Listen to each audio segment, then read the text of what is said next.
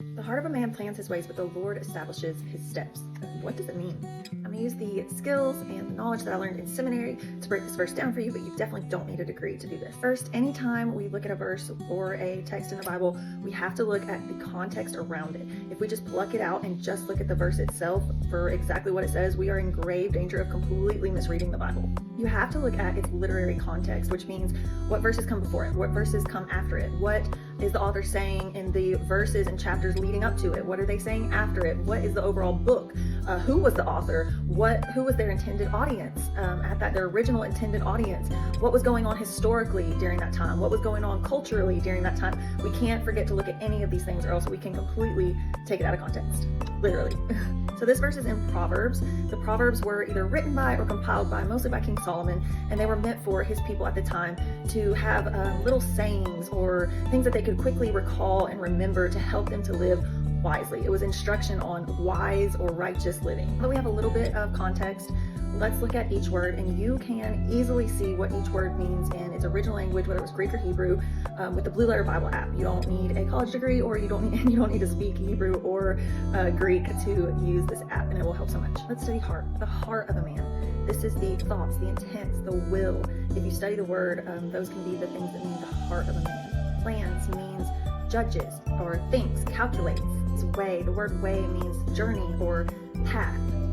But the Lord is actually all together, and it literally means Yahweh, God's name, the creator of the universe, the one and only God. That's what, but the Lord. That should give us pause and reverence that we're dealing with a holy God, Yahweh, an actual being, not just a universe or a thing. It's a being with a name. Directs can be translated, be firm, be stable, be established.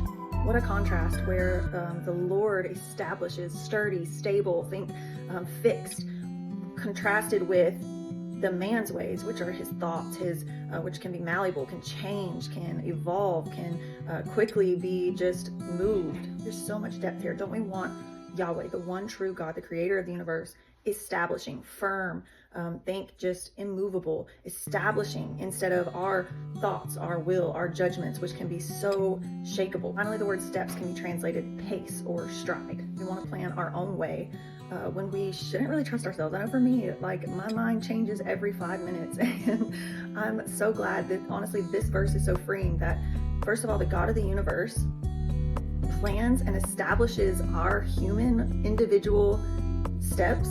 That is amazing. That's so freeing. It should free up. It should release some anxiety that you don't have to plan everything in your life, that you can give it to the Lord, who is the creator of the universe and able to see further than we can see, and is able to plan every single step, every little step of your life.